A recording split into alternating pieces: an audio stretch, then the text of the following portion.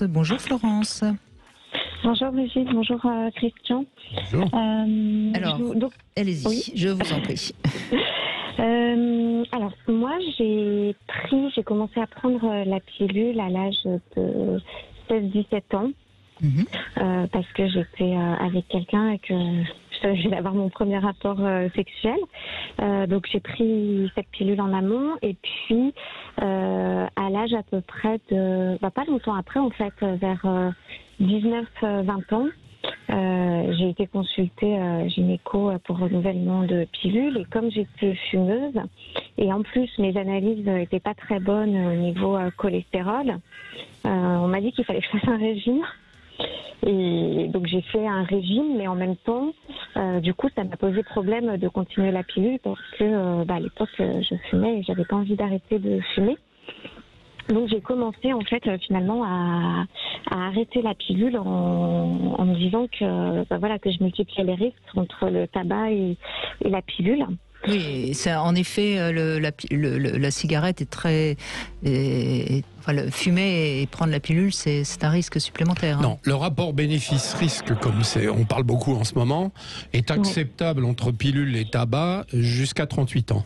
Après 38 ans, si on fume, on arrête la pilule. C'est clair. C'est ce que j'avais entendu. Avant, s'il n'y a pas d'autres facteurs de risque, on accepte que les femmes prennent la pilule en fumant. À moins de 38 ans et sans autre facteur de risque. Mais il y avait peut-être aussi un petit problème de... Je pense, voilà, oui. Et je jouais pas en cette faveur-là en tout cas. Donc du coup j'ai arrêté de prendre la pilule assez tôt. Je me suis fait des petites frayeurs parce qu'en plus je n'étais pas forcément de préservatif et puis finalement je suis tombée enceinte.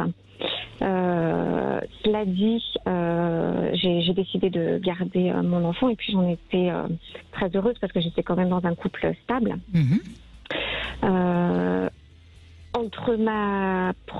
Mais je crois que ça c'est aussi quelque chose que chaque femme doit analyser quand on est dans un couple stable et que même, ma foi, on serait pas contre le fait qu'arrive un enfant. C'est pas la même chose que quand on est dans une vie un petit peu plus libertine, par exemple, et que c'est vraiment pas le moment d'être enceinte. Je crois que c'est aussi quelque chose qu'il faut élaborer tranquillement, cas par cas. Hein.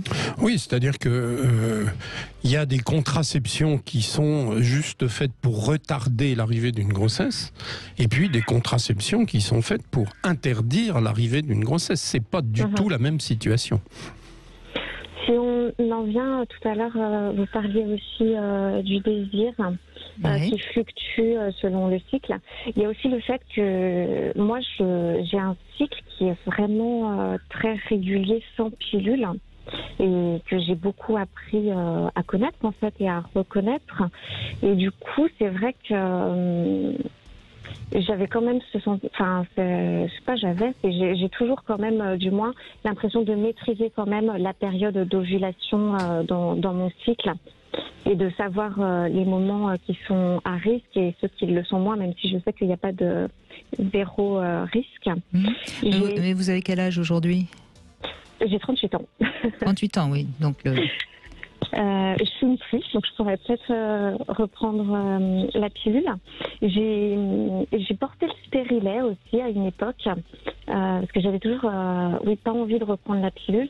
J'ai essayé de porter le stérilet pendant 6 mois, mais j'étais plus jeune, alors peut-être que c'était aussi dû à ça. J'avais un stérilet hormonal et en fait, je l'ai gardé finalement, je pense que 3-4 mois parce que j'avais des saignements en continu.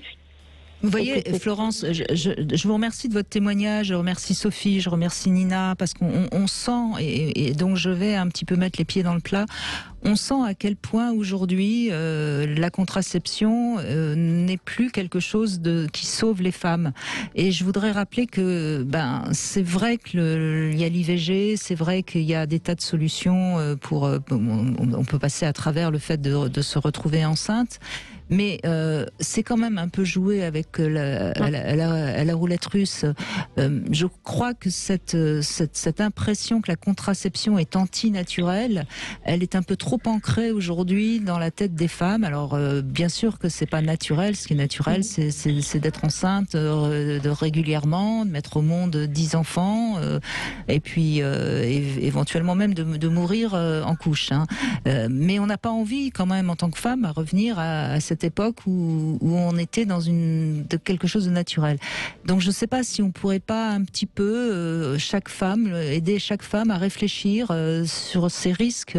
Bon, on a entendu Sophie, 2 IVG, c'est quand même pas rien sur un plan psychologique. Les IVG, c'est pas, il y a de la culpabilité parfois, enfin.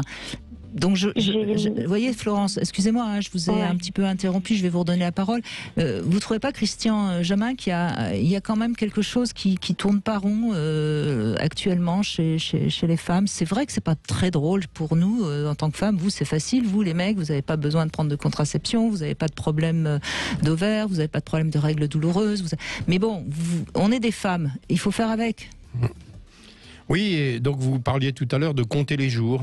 Alors déjà, il faut savoir qu'un spermatozoïde, ça vit 5 jours, que la période de fécondité, c'est quand on a un rapport dans 5 jours qui précèdent l'ovulation, et c'est un petit peu comme les voyants d'huile sur les voitures, c'est quand ça s'allume, c'est trop tard. Ça veut dire que quand on connaît son ovulation, eh bien c'est trop tard. C'est-à-dire que c'était avant qu'il fallait faire attention, et ce que vous racontez, c'est-à-dire de compter les jours, le taux de grossesse est de 40% par an. Voilà. Parce que il y a des ovulations aberrantes, et s'il y a une ovulation aberrante tous les 6 mois par exemple, et que vous avez un rapport parce que vous avez ovulé au 10e jour, et si vous avez eu un rapport au 5e jour, vous pouvez être enceinte. Donc on ne peut pas compter les jours, si je puis dire. Bah, on sait le nombre d'enfants qui sont venus au monde grâce à la méthode Gino. C'est comme ça qu'on a repeuplé la France. Mais c'est vrai que j'ai eu une fois un rapport malheureusement où je suis tombée enceinte, et donc du coup j'ai fait les démarches pour une IVG, et j'étais vraiment, en fait c'est vrai que j'avais pas forcément une grande culpabilité, mais j'étais très mal en fait, parce qu'on sent son corps se transformer, que c'est long aussi les délais pour mais oui, c'est pas un parcours, c'est pas un parcours joyeux, c'est sûr. Il y a pas à culpabiliser évidemment, hein, c'est pas du tout mon message, mais c'est vrai que si on peut s'en passer, c'est mieux quand même. Ouais, j'ai eu la chance de le perdre naturellement avant l'IVG. Et j'ai eu aussi recours 2 fois, donc du coup dans mon parcours 2 fois à une contraception d'urgence, parce que justement quand je suis passée à côté d'une IVG, je me suis dit non. Et du coup la 2e fois j'ai pris la pilule en fait. Bon, cela dit, vous avez 38 ans, vous allez bientôt être un petit peu plus tranquille par rapport à tout ça, mais réfléchissez un petit peu. Voyez, moi c'est vraiment, encore une fois, moi chacun fait ce qu'il veut. Je suis pour la liberté de chacune, mais il faut un tout petit peu quand même se poser les bonnes questions et faire les bons choix, et pas trop compter sur la providence ou sur sa bonne étoile. Parce que on est quand même et heureusement d'ailleurs en tant que femme, on est à tout moment apte à être fertile. Donc si c'est vraiment pas le moment, on a tout ce qu'il faut aujourd'hui pour que ça n'arrive pas, et ça n'a pas d'effet sur notre désir. Le désir, c'est encore une autre histoire dont on parlera peut-être dans la demi-heure qui nous reste à passer ensemble.